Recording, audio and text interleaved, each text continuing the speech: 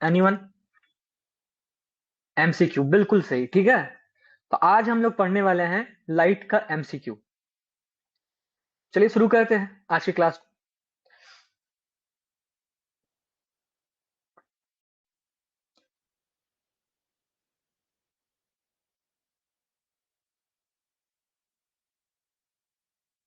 देखिए, कल हम लोग पढ़े थे, लाइट को अच्छे से कंप्लीट कर लिए थे दोबारा, फिर से एक बार पढ़ के। आज हम लोग पढ़ने वाले हैं लाइट चैप्टर का एमसीक्यू। एक बार फिर से देख लीजिए, जो जो टॉपिक है यही आप लोग का सिलेबस में है। रिफ्लेक्शन है, रिफ्रैक्शन है, स्नेल्स लॉ है, रिफ्लेक्टिव इंडेक्स है और डिस्पर्सन ऑफ लाइट है बाय प्रिज्म। ठीक है, तो यही आप लोगों का सिलेबस, लेकिन इसमें एक्स्ट्रा टॉपिक का एमसीक्यू ऐड किया गया है। ठीक है, चलिए शुरू करते हैं। एक बार देख लेते हैं सभी को वॉइस क्लियर आ रहा है कि नहीं आ रहा है। सारा चीज क्लियर है, चलिए शुरू करते हैं। ठीक है, पहला क्वेश्चन ध्यान से देखिए, नीचे आंसर भी दिया हुआ है। मेन चीज आप लोग का टेस्ट लेना नहीं है, मेन चीज आप लोग को सारा का सारा एमसीक्यू याद करवाना है। ठीक है, चलिए शुरू करते हैं। What is the first law of reflection? देखिए, आप लोग याद कीजिए, पहला लॉ में आप लोग को ये बताए थे कि angle of incidence is equal to angle of reflection होता है। और दूसरा लॉ में क्या बताए थे? Incident ray, reflected ray and the normal all lie in a same plane. याद रखिएगा, यही है रिफ्लेक्शन का फर्स्ट लॉ। ठीक है, the first law of reflection. उसके बाद नेक्स्ट क्वेश्चन देखिए, प्लेन मिरर में कैसा इमेज बनता है? बहुत बेसिक सा क्वेश्चन है, आप लोग को मिरर पढ़ना नहीं है, लेकिन ये कोई कॉमन सेंस का क्वेश्चन है। ठीक है, कॉमन सेंस का। पहले तो देखिए, सबसे पहले बच्चा इस चीज में गलती करता है कि प्लेन मिरर में रियल इमेज बनता है, लेकिन हमेशा प्लेन मिरर में वर्चुअल इमेज बनता है। वर्चुअल मतलब इमेज के अंदर बनता है, आईना के अंदर इमेज बनता है। इसलिए प्लेन मिरर में कैसा कैसा इमेज बनता है? Virtual and erect. इन्वर्टेड में उल्टा होता है, उल्टा तो नहीं बनता है, सीधा ही बनता है, सीधा ही बनता है, लेकिन आईना के पीछे बनता है। ठीक है, ये सब बहुत बेसिक क्वेश्चन है, धीरे धीरे आप लोग का आएगा, एमसीक्यू एमसीक्यू सब आएगा, न्यूमेरिकल्स। तो देख लीजिए, बेसिक से क्वेश्चन है कि व्हाट इज रिफ्रैक्शन। ऑप्शन दिया हुआ B, bending of light when it pass from one medium to other. पहला देखिए, पहला ऑप्शन तो हो ही नहीं सकता है ड्यू टू मैग्नेटिक फील्ड। इसका ऑप्शन में कुछ गलती है, मतलब ऑप्शन सही है, बेंडिंग ऑफ लाइट है, बट एक्चुअली बेंडिंग नहीं है। इसका बोलने का मतलब समझिए, ऑप्शन का बोलने का मतलब यही है कि अगर लाइट पास कर रहा है एक मीडियम में, तो ये बेंड कर रहा है, और इसी को बोलते हैं फेनोमेना को रिफ्रैक्शन। ठीक है, तो हम लोग पढ़े हैं reflection of light from A shiny surface, ये नहीं होता है। Scattering of light in the atmosphere, ये भी नहीं होता रिफ्लेक्शन। क्या होता है? जब लाइट एक मीडियम से दूसरा मीडियम में जाता है, उसी को बोलते हैं रिफ्रैक्शन। नेक्स्ट क्वेश्चन देखिए, विच of the following is an example of refraction? ध्यान से देखिए, रिफ्रैक्शन का एग्जांपल रेनबो भी होता है। रेनबो में बहुत सारा फेनोमेना होता है, टोटल इंटरनल रिफ्लेक्शन होता है रेनबो में, रिफ्रैक्शन होता है, डिस्पर्सन होता है, light bending through a prism, इसमें भी होता है। अब देखिए, अगर लाइट प्रिज्म में एक इधर से इधर पार हो रहा है, ठीक है, पार हो रहा है, तो मेरा रिफ्रैक्शन का भी प्रोसेस हो रहा है। तो ऑप्शन डी होगा, light reflecting of a mirror, ये रिफ्लेक्शन का एग्जांपल है, ना कि रिफ्रैक्शन का। अगर हम आप लोग को देख लेते हैं, सभी सब सारा चीज सही चल रहा है कि नहीं चल रहा है, कि जब धीरे धीरे क्वेश्चन और हार्ड आता जाएगा और हार्ड आता जाएगा, तो वही हो जाएगा आप लोग का, मतलब एकदम हम लोग जितना भी हम लोग को पढ़ना चाहिए वो पढ़ लेंगे। तो कोई दिक्कत नहीं होना चाहिए आज की क्लास में, बीच में कोई रुकावट नहीं आना चाहिए। नेक्स्ट क्वेश्चन देखिए, ये चूंकि हम कॉपी पेस्ट किए हैं इसको, इसीलिए ऐसा लिखा है ये। हम लोग का स्नेल्स लॉ बोलता क्या है? स्नेल्स लॉ बोलता है sine theta one by sine theta two. देखिए, ये क्रॉस मल्टीप्लाई हुआ है, ठीक है। यहाँ पे n2 बाई n1 होता है, याद रखिएगा। सर n2 बाई n1 क्यों लिख रहे हैं सर आप? ये थीटा टू है, समझिए। थीटा वन थीटा टू का मतलब क्या है? थीटा वन थीटा टू का मतलब यही है कि जब लाइट जो गिरा, इंसिडेंट लाइट को बोलते हैं इंसिडेंट एंगल को, एंगल ऑफ इंसिडेंस को theta one, angle of reflection को बोलते हैं थीटा टू।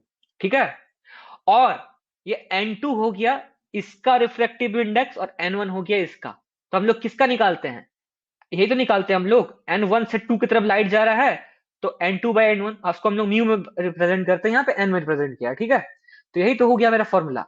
अब इसको क्रॉस मल्टीप्लीकेशन कीजिएगा तो साइन थीटा वन n1 आ जाएगा, देखिए, और n2 साइन थीटा टू। तो ये हो गया मेरा करेक्ट आंसर। क्या था? Snell's law. ठीक है, स्नेल्स लॉ को एक बार देख लीजिएगा, बहुत इंपॉर्टेंट है। स्नेल्स लॉ क्या बोला था, एक बार फिर से देख लीजिए। स्नेल्स लॉ बोला था कि sine angle of sine of incidence to the angle of sine of refraction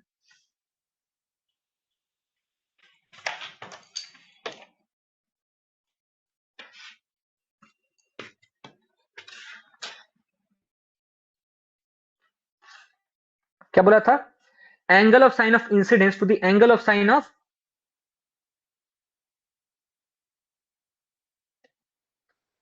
refraction किसके बराबर होता है?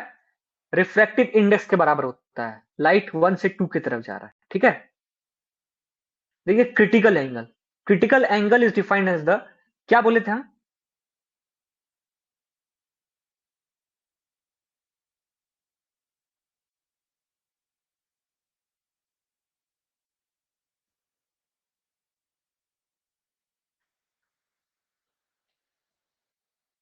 बिल्कुल सही।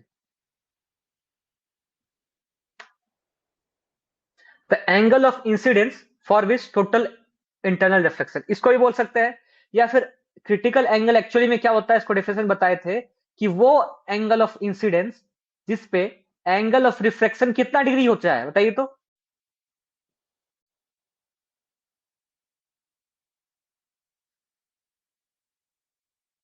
कितना डिग्री हो जाए? बिल्कुल सही, 90 डिग्री हो जाए। वो एंगल ऑफ इंसिडेंस जिस पे एंगल ऑफ रिफ्लेक्शन मेरा 90 डिग्री हो जाए, उसी को हम लोग बोलते हैं क्रिटिकल एंगल। यहीं से टोटल इंटरनल रिफ्लेक्शन होना शुरू होता है। इसलिए टोटल इंटरनल रिफ्लेक्शन का जो एंगल होता है वो हमेशा या तो क्रिटिकल एंगल के बराबर या तो उससे बड़ा होता है, ठीक है।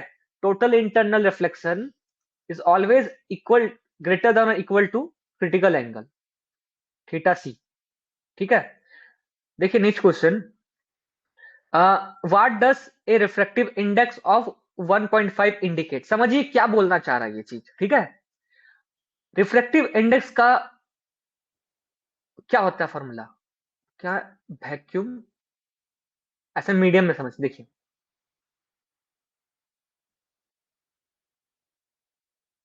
रिफ्रैक्टिव इंडेक्स का मतलब क्या है, पहले तो समझिए रिफ्रैक्टिव इंडेक्स बोलना क्या चाहता है। सपोज कि एक किसी का रिफ्रैक्टिव इंडेक्स 1.5 है, इसका मतलब वो 1.5 टाइम्स ज्यादा रिफ्रैक्शन शो करेगा। जिसका रिफ्रैक्टिव इंडेक्स जितना ज्यादा होता है वो उतना ज्यादा रिफ्रैक्शन शो करता है। जितना ज्यादा रिफ्रैक्टिव इंडेक्स, इसका मतलब ही होता है रिफ्रैक्टिव इंडेक्स का, ये आपका बता रहा है कि कितना ज्यादा रिफ्रैक्शन होगा। इसका ज्यादा होने का मतलब ही यही है कि रिफ्रैक्शन भी ज्यादा होगा, ठीक है। अब इस क्वेश्चन के बाद ध्यान से देखिए क्या बोल रहा है कि what does refractive index 1.5 indicate. क्या बोल रहा है? रिफ्रैक्टिव इंडेक्स का फॉर्मूला हम लोग को पता है, सी बाई भी। ये speed of light in medium है, मीडियम है, सॉरी वैक्यूम में ऊपर वाला वैक्यूम रहता है, नीचे वाला मीडियम रहता है, और ये है मेरा 1.5। तो स्पीड ऑफ लाइट वैक्यूम का क्या निकलेगा, देखिए light travels 1.5 times faster than in a vacuum than in the medium. समझ में आ रहा है? अब आप लोग को लग रहा है सर 1.5 तो मीडियम के साथ है। आप लोग समझिए कि मीडियम में जितना स्पीड है, मीडियम में जितना स्पीड है उसको 1.5 से, ये म्यू का वैल्यू क्या था? 1.5। इसी का कल आप लोग को फॉर्मूला बताए थे कि mu is equal to C by V, जहां पे होता है सी मेरा speed of light in vacuum 3 into 10⁸ और भी है speed of light in medium. तो सी का वैल्यू क्या आ गया? म्यू इंटू भी। ये वैल्यू दिया गया 1.5। तो आप लोग खुद समझिए कि इस मीडियम का वेलोसिटी से स्पीड से 1.5 मल्टीप्लाई करे तब ये मेरा स्पीड ऑफ लाइट वैक्यूम आ रहा। मतलब कि ये जो वैक्यूम का स्पीड है, वैक्यूम में जितना 1.5 टाइम्स ज्यादा है ना, तभी तो हमको मीडियम का स्पीड से 1.5 मल्टीप्लाई करना पड़ रहा है इसका स्पीड को मैच करने के लिए। इसका मतलब light travels 1.5 times faster in vacuum than in medium, ठीक है। समझ में आया सबको क्या बोले हम? बताइए तो एक बार चैट में क्या बोले, समझ में आया कि नहीं आया बताइए।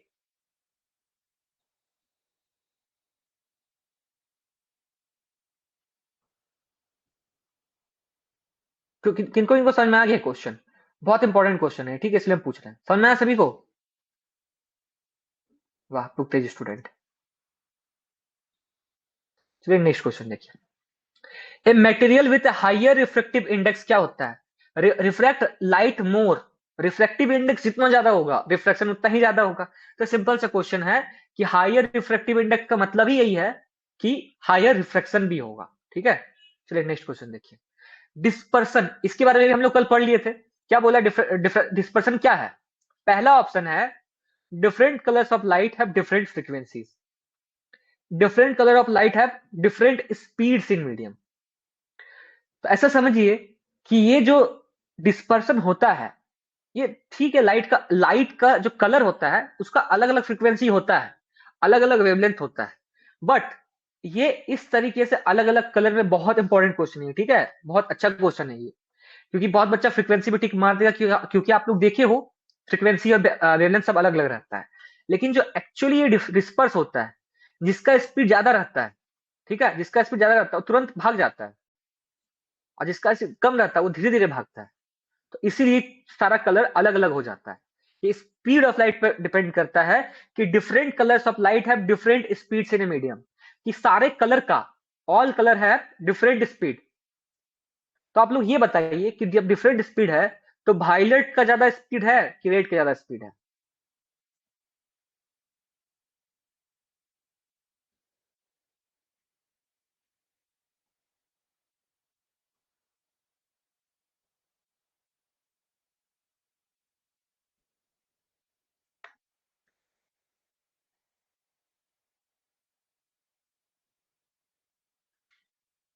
बिल्कुल सही।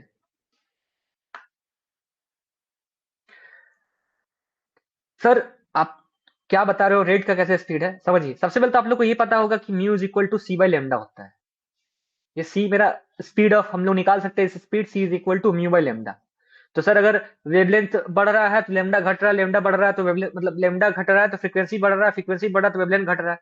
तो आप कैसे बता दिए कि रेट का ज्यादा है? इसको थोड़ा सा प्रैक्टिकल एग्जांपल एग्जांपल से समझिए, ठीक है। अरे यार, हम सेव करना भूल गए जो ऑप्शन बताए थे, कोई बात नहीं है। एक स्लाइड ऐड करते हैं और आप लोग को समझाते हैं। देखिए, आप लोग खुद सोचिए कि एक लाइट है जो इतना बड़ा बड़ा कदम रख रहा है, जिसके रास्ते में रुकावट कम आ रहा है, और एक लाइट है जिसका वेवलेंथ कम है। ये लाइट ए है और ये लाइट बी है, इसका वेवलेंथ कम है और ऊपर वाला का ज्यादा है। अब आप लोग खुद बताइए कि इसके रास्ते में जो बी लाइट है, बहुत सारा डस्ट पार्टिकल आ रहा है जो रोकने की कोशिश कर रहा है, ये बहुत लंबा लंबा स्टेप ले रहा है। इसके रास्ते में कम मेरा डस्ट पार्टिकल आ रहा है, सारा चीज इसको कम रोकने की कोशिश कर रहा है। तो ए का स्पीड ज्यादा होगा कि बी का स्पीड ज्यादा होगा? खुद बताइए, ए का स्पीड ज्यादा होगा कि बी का स्पीड ज्यादा होगा? देख के बताइए तो। ये ए है, इसके रास्ते में कम आ रहा है, और ये बी है, इसके रास्ते में बहुत कोई आ रहा है, इसका वेवलेंथ, यही वेवलेंथ, ठीक है।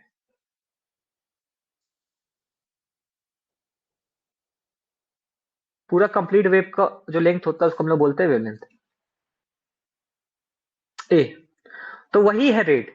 रेड का वेवलेंथ ज्यादा है इसलिए उसका स्पीड ज्यादा है, इसका वेवलेंथ कम है इसलिए इसका स्पीड कम है वायलेट का। तो याद रखिएगा कि सिंपल से क्वेश्चन था, आप लोग बता भी दिए सही आंसर, क्योंकि आप लोग को पता भी होगा, बस रीजन बता दिए। What phenomena explain the formation of rainbow? Reflection, refraction and, आप लोग को बताए थे कि जो रेनबो होता है उसमें रिफ्रैक्शन भी होता है, डिस्पर्सन भी होता है, ठीक है, दोनों ही होता है। लाइट रिफ्लेक्ट भी करता है और डिस्पर्सन भी होता है, ठीक है।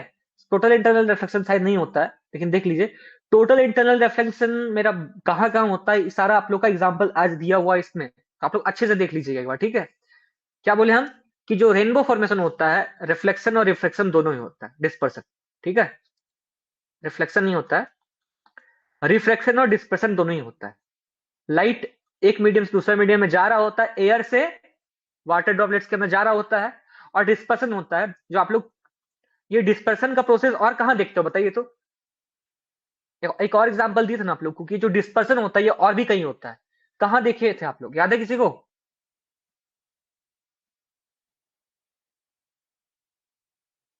प्रिज्म, याद रखिएगा, ठीक है, प्रिज्म भी होता है। और अगर क्वेश्चन ऐसा आए कि दो प्रिज्म आपस में एक हो जाए और एक व्हाइट लाइट दोनों प्रिज्म से पार किया जाए, तो जो लाइट निकलेगा उसका क्या कलर होगा बताइए? एक व्हाइट लाइट है और दो प्रिज्म है, दोनों प्रिज्म से पार हो रहा है, तो जो व्हाइट लाइट एंड में निकलेगा उसका कलर क्या होगा? बिल्कुल सही संकेत, व्हाइट।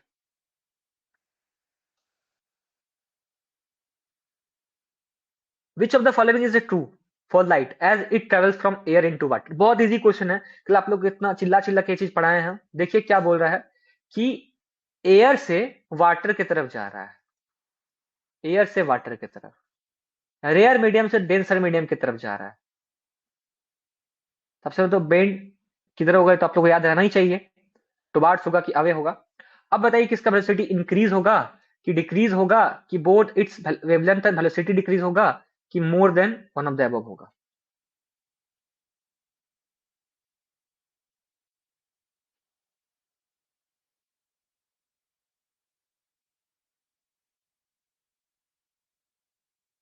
इसलिए सब क्वेश्चन करा रहे हैं। इसका वेवलेंथ भी डिक्रीज होगा और वेलोसिटी भी डिक्रीज होगा। याद रखिएगा, when light goes from rare to denser medium, its wavelength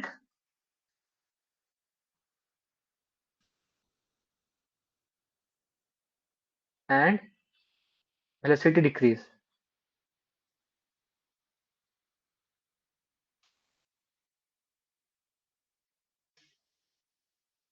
चलिए देखिए, what happens when light enters a glass slab from air। चलिए ये क्वेश्चन आप लोग खुद से बना सकते हैं, इसका आंसर नहीं बताएंगे हम। ए बी 1 2 3 4 बताइए। ग्लास से एयर की तरफ जा रहा है बाबू, कौन बताएंगे कि it bend away from the normal. ठीक है, यहाँ पे bend towards from the normal.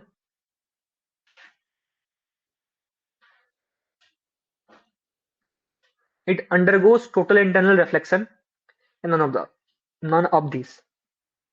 1 2 3 4। जब लाइट डेंसर मीडियम से रेयर मीडियम की तरफ जा रही है, कि ग्लास ज्यादा डेंसर डेंसिटी रखता है एयर के मुकाबले, तो क्या होगा, it bends away from the normal या it bends towards the normal.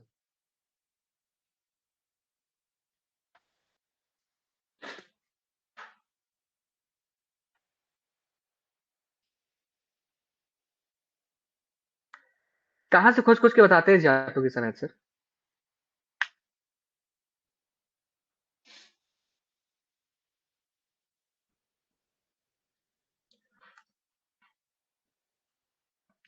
जब लाइट रेयर से डेंसर मीडियम की तरफ जाता है,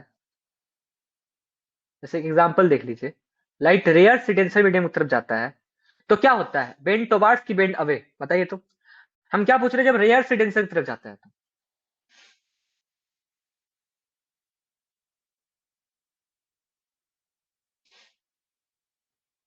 बिल्कुल सही, bend towards, bend towards the normal. ये नॉर्मल है मेरा, परपेंडिकुलर जिसको बोलते हैं हम।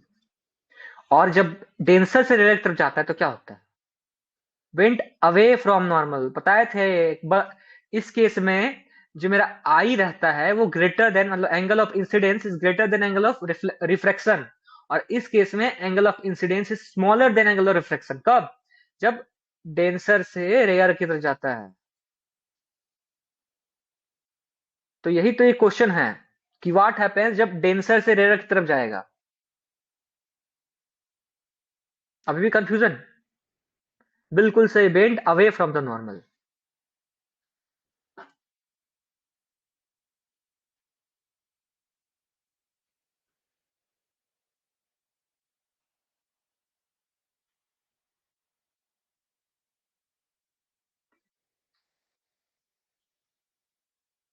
चलिए नेक्स्ट क्वेश्चन देखिए।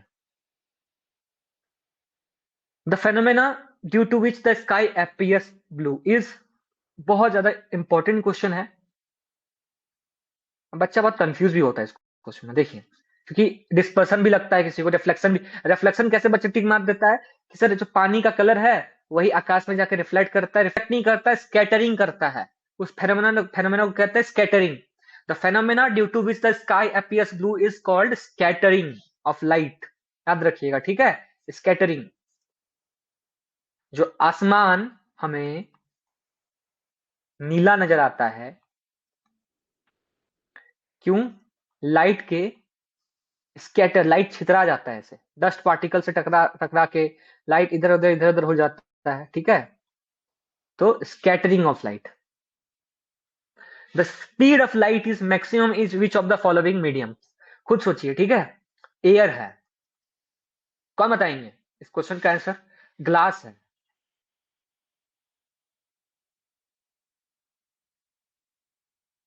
वाह, बिल्कुल सही। देखिए, एयर में भी डस्ट पार्टिकल रहता है, तो एयर में भी स्पीड को कम करने के लिए कोई ना कोई रहेगा जो उसको रोकेगा। डस्ट पार्टिकल तो हवा में रहता ही है, इतना पॉल्यूशन है। कैसे आप लोग बोल सकते हो? ये बच्चा बोला था एयर, हम देखें अभी ऑप्शन, तो कैसे बोल सकते हो? वो सोचो, इतना पॉल्यूशन है। हम्म लाइट का तो और धीमा हो गया होगा पहले से। सबसे अच्छा जगह है वैक्यूम, यहाँ पे कुछ भी नहीं, वैक्यूम मतलब कोई एयर नहीं है, कोई रोकने वाला है ही नहीं, सट से पार हो जाएगा। तो इसलिए वैक्यूम में सबसे ज्यादा मैक्सिमम स्पीड रहता है। देखिए क्वेश्चन है, what happens when light travel from air to glass? When towards the normal, it bend away from the normal, there is no change, it becomes parallel to the normal line.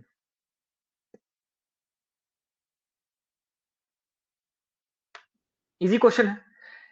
Rare से denser medium की तरफ जा रहा है तो bend towards the normal, bend towards the normal. याद रखिएगा कि रेयर से डेंसर की तरफ जाता है तो bend towards the normal, denser से रेयर की तरफ जाता है तो bend away from the normal. I कब आर से छोटा होता है? एंगल ऑफ इंसिडेंस कब एंगल ऑफ रिफ्लेक्शन से छोटा होता है? जब रेयर से डेंसर की तरफ जा रहा हो, या फिर जब डेंसर से रेयर की तरफ जा रहा हो? बताइए तो। ये ऑप्शन ए है मान लीजिए, ऑप्शन बी है, कौन सा ऑप्शन सही होगा? एंगल ऑफ इंसिडेंस कब एंगल ऑफ रिफ्लेक्शन से छोटा होगा? जब रेयर से डेंसर की तरफ जा रहा है, ऑप्शन ए, या फिर डेंसर टू रेयर की तरफ जा रहा है, ऑप्शन बी। कब होगा बताइए? सबसे पहला ऑप्शन कौन बताया था हमको, देखने दीजिए इसका।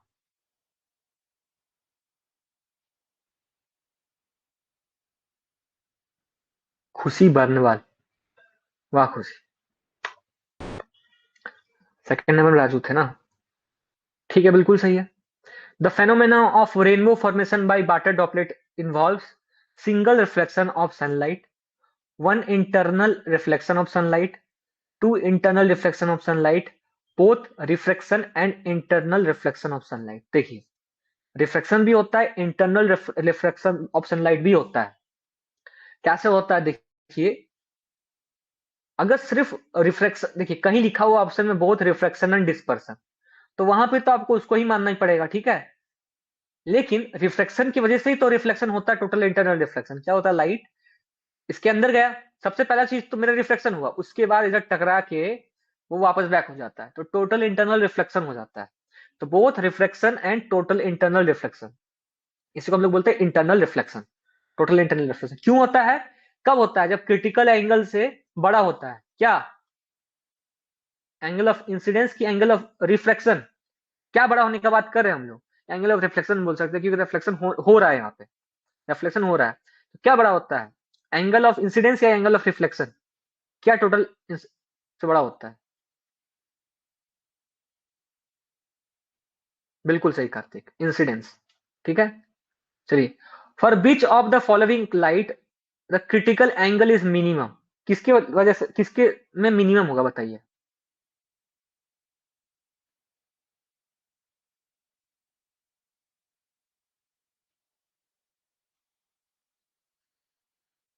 एनीवन? आप लोगों को नहीं पता होगा, ठीक है, तो इस क्वेश्चन को याद कर लीजिए। रेड के लिए मिनिमम होगा क्रिटिकल एंगल, और वायलेट के लिए मैक्सिमम होगा क्रिटिकल एंगल। याद रखिएगा, ठीक है। मतलब कि विबग्योर है, तो इस सीक्वेंस में क्रिटिकल एंगल घट रहा होता है, तो रेड में सबसे ज्यादा मिनिमम होता है। याद करने वाला क्वेश्चन था, ठीक है, आप लोग पता था, आप लोग मतलब जब तक पढ़ेंगे तब तक कैसे बनाएंगे। ये क्वेश्चन है आप लोग के बनाने लायक, कैसे समझा देते हैं। कल आप लोग को हम एक फॉर्मूला बताए थे, sine I by sine R is equal to mu, reflective index. क्या ग्लास टू एयर बोला है, ग्लास से एयर। और आप लोग को हम एक बहुत इंपॉर्टेंट चीज बता रहे हैं, इस चीज को याद रखिएगा, क्वेश्चन में लिखा नहीं भी रह सकता है कि refractive index of air is 1। तो क्या बोला है? क्रिटिकल एंगल निकालने बोला है। क्रिटिकल एंगल निकालने बोला मतलब आर का वैल्यू क्या होगा बताइए तो। इतना जल्दी पहले से बना के रखे थे का जी? क्रिटिकल एंगल निकालने बोला है, तो आर का वैल्यू क्या होगा?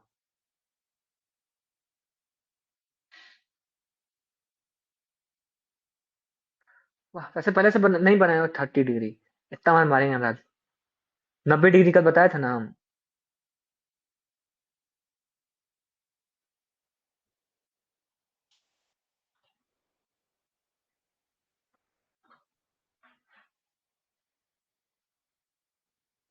30 30 क्या बोल रहे जी आप लोग?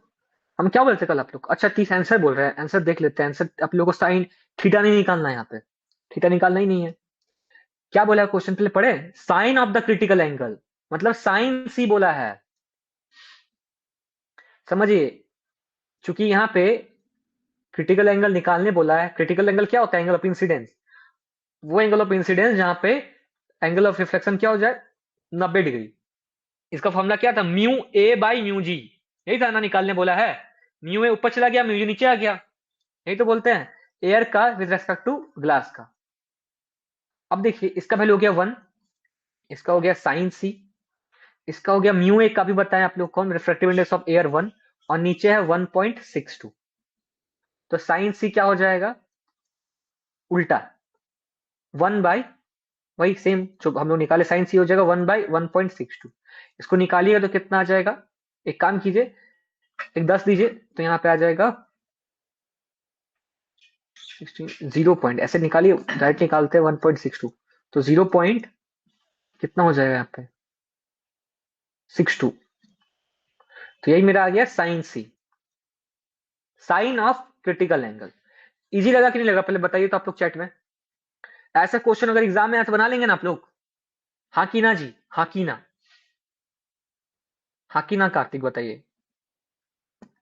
अभी और भी क्वेश्चन बनाते हैं, सारा क्वेश्चन जितना भी आ सकता है सब बना लेंगे हम लोग।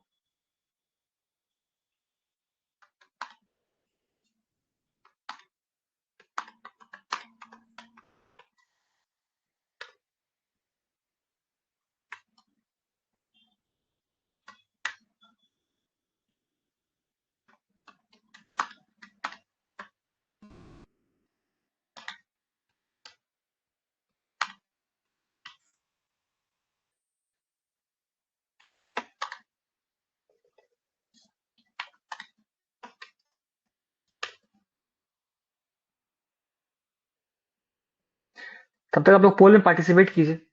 और देखिए एक चीज बताते हैं,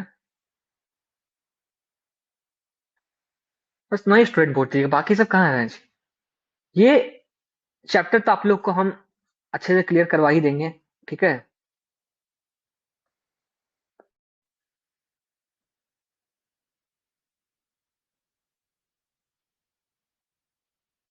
चलिए देख ही लेते हैं कितना कोई पार्टिसिपेट किया पोल में।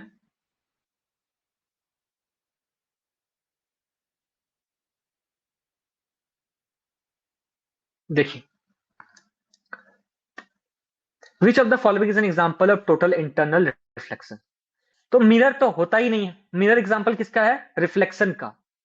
ट्विंकलिंग ऑफ स्टार्स किसका होता है, तो बताएंगे एनीवन? कि जो ट्विंकलिंग ऑफ स्टार्स होता है ये किसका एग्जांपल होता है? स्कैटरिंग का, डिस्पर्सन का, किसका एग्जांपल होता है एनीवन? कभी पढ़े हैं आप लोग इस चीज को?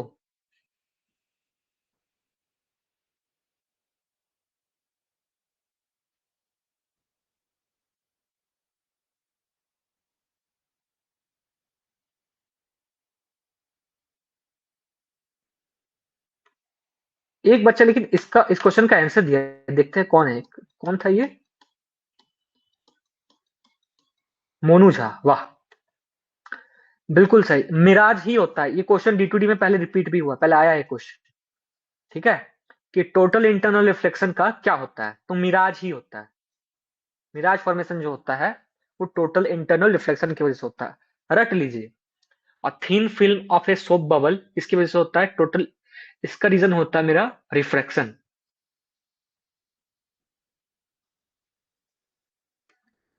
Total internal reflection occurs when, most important question है आज की क्लास का, बीबीआई क्वेश्चन है। देखिए सबसे पहले तो आप लोग को इतना पता है कि incidence is greater than, angle of incident is greater than critical angle, पता है?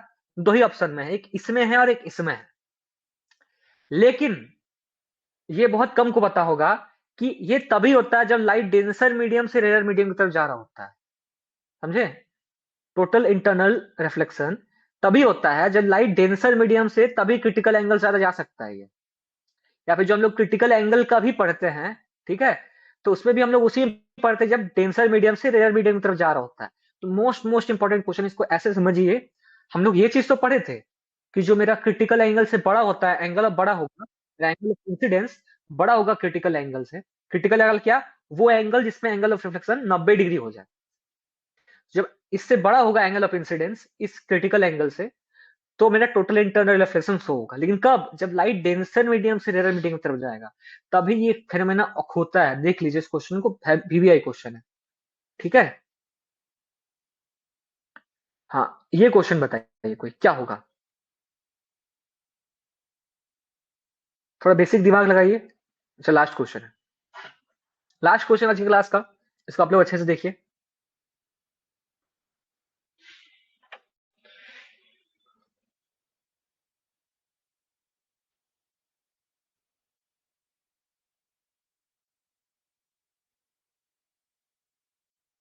तो आप लोग आंसर देख लेते हो।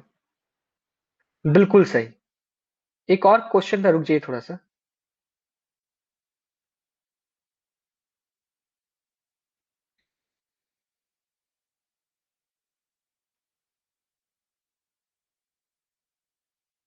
बिल्कुल से टोटल इंटरनल रिफ्लेक्शन ही होगा।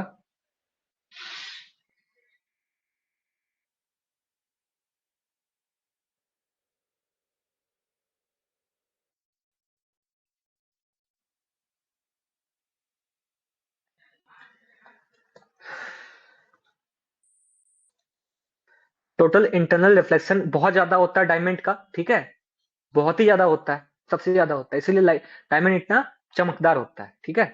एक और क्वेश्चन देखिए।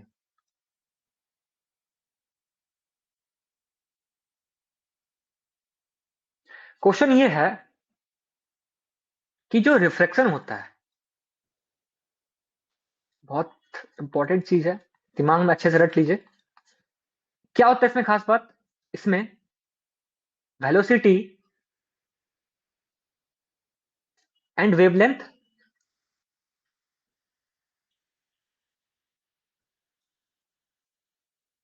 चेंज होता है, और frequency and phase remains constant. Constant, समझे? वेलोसिटी और वेवलेंथ चेंज होता है, और फ्रीक्वेंसी और फेज रिमेन कांस्टेंट। फ्रीक्वेंसी और फेज कभी चेंज नहीं होता है रिफ्लेक्शन के बाद, याद रखिएगा, ठीक है। क्या बोले? वेवलेंथ वेलोसिटी चेंज होता है। जैसे आप लोग देखे थे, हम ये भी बताए थे कि वेलोसिटी किसकी वजह से होता है, रेट का वेलोसिटी ज्यादा क्यों होता है? क्योंकि इसका वेवलेंथ ज्यादा है, ठीक है। बस, तो इसीलिए वेवलेंथ और वेलोसिटी एक साथ चेंज होता है। वेलोसिटी चेंज हो रहा है तो वेवलेंथ भी चेंज होगा, लेकिन फ्रीक्वेंसी नहीं चेंज होता है। फ्रीक्वेंसी और फेज रिमेन्स कांस्टेंट होता है। तो यही इतना ही टॉपिक है, देखिए, reflection, refraction, Snell's law, refractive index और डिस्पर्सन। इसका हम एक नोट्स भेज देते हैं आप लोग को अभी। इस नोट्स को अच्छे से कवर कर लीजिए, ये चैप्टर कंप्लीट है, ठीक है। उसके बाद हम लोग पढ़ेंगे नेक्स्ट चैप्टर। सभी को समझ में आ गया ये चैप्टर?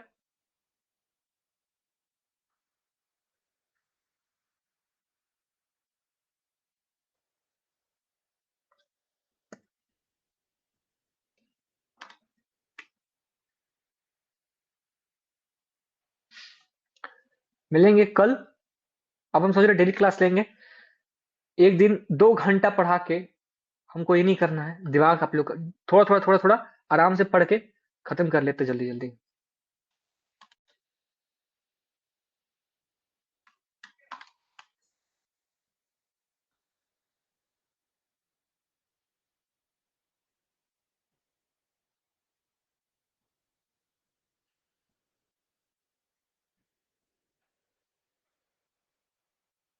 ठीक है, सभी को गुड नाइट आज के लिए। हम इसको नोट्स को भेज देते हैं। अब 10 मिनट थोड़ा सा नोट्स को देख लीजिए, उसके बाद खाना वाना खाइएगा, आराम से सोइएगा। 10 मिनट करने के बाद आप लोग क्या हो जाएगा, आपका कंप्लीट हो जाएगा। ठीक है, आप लोग को फिर दोबारा नहीं पढ़ना पड़ेगा चैप्टर को, साथ ही नोट्स बना लीजिए। ठीक है, अभी कितना हो रहा है, 8:50 हो रहा है, 9 बजे कंप्लीट हो जाएगा। बस तो आज का क्लास रखते हैं। ठीक है, सभी को गुड